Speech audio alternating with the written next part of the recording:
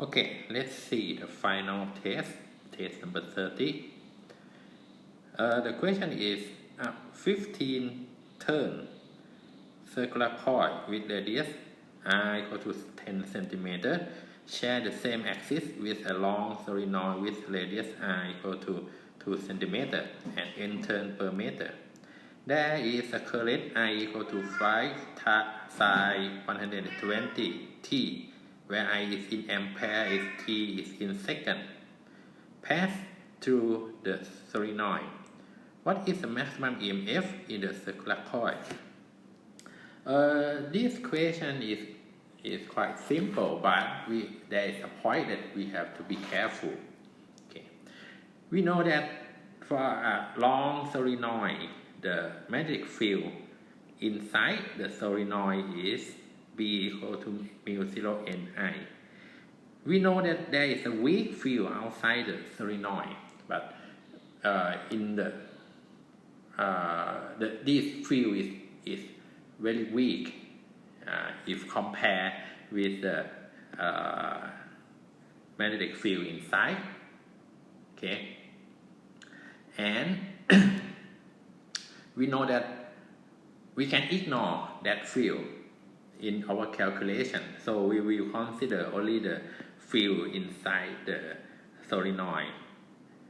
And if the current is changed in time, as in this problem, the change it means that this I is a function of time, like this. So it means that the magnetic field inside the coil will change.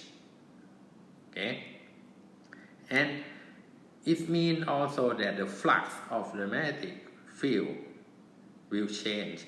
Here we have the outer circular Y, which is 15 turn here, and it shares the same axis as the solenoid.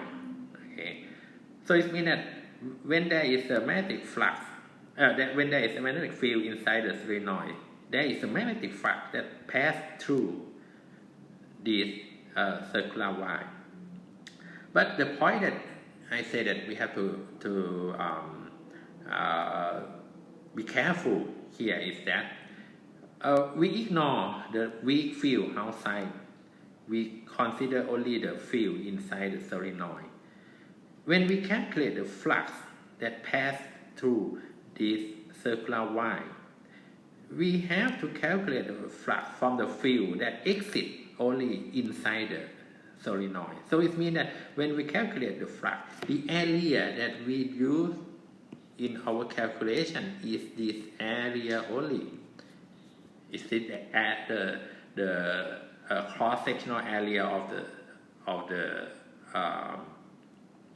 solenoid? It's not the total area of this Y, because outside the solenoid there is no magnetic field. We ignore the weak field as we discussed. So it means that the outside of the solenoid, we say that the magnetic field is very small, or we can approximate it's 0. So when we calculate the flux through this outer coil, it must be the flux on this area only. And we know that the flux is equal to BA. So the A here is the area of the cross-sectional area of the solenoid, and this is pi r squared. This r must be the radius of the solenoid, not the radius of the outer circular Y. And this is the point that we need to be careful. Okay. Now we have everything we need. We know the magnetic field in this expression. This N is a Y density, which is N turn per meter here, and we put this into our calculation.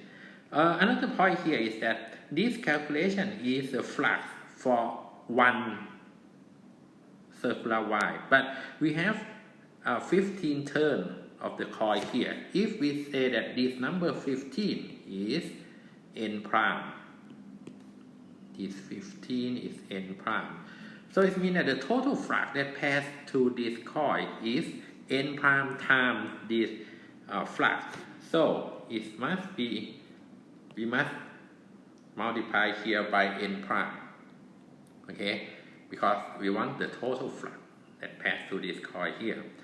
So if we substitute B here and we substitute A, which equal to pi r square small r, okay, this A here, sorry, A is pi r square, okay, so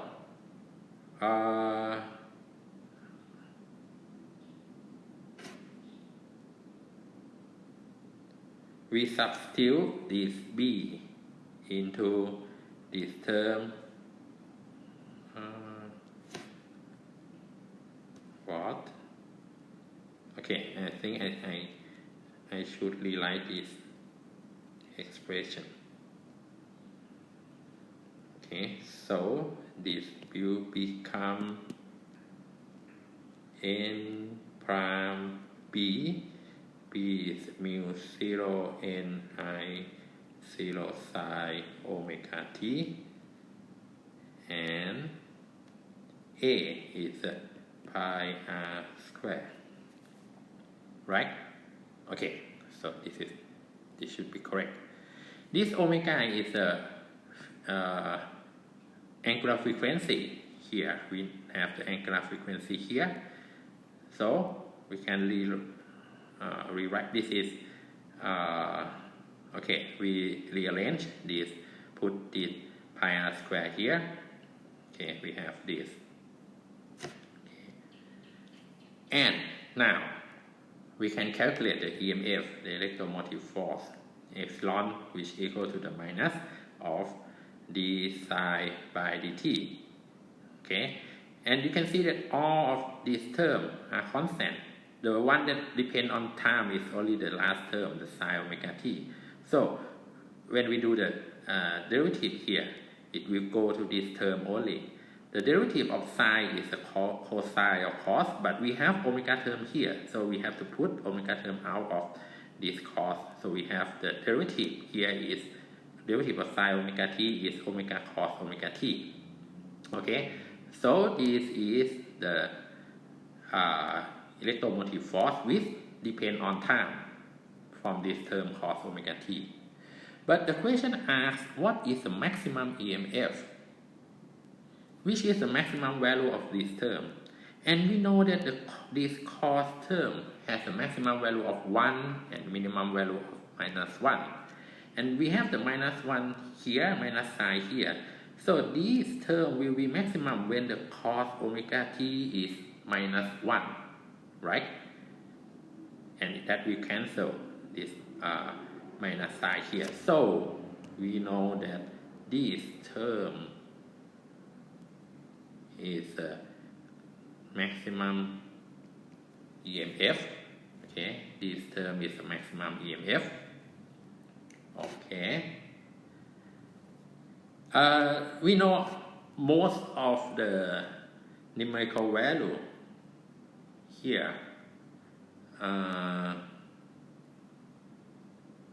Okay. We know that mu 0 is a constant. N prime here is 15, right? We have n prime here. I0 is 5 ampere. Okay, it's because we said that I is in ampere, and omega is 120 radian per second. This is omega. Okay, R is the small r is 2 centimeter. You have to convert it into the base unit, so it is 2 times 10 to the -2 meter. Okay. And in this test, this is the example of the how my exam question will look like. Here we have n as a parameter, so it means that in the exam you have to find your value of n, which I will provide in the table that will given with the exam question.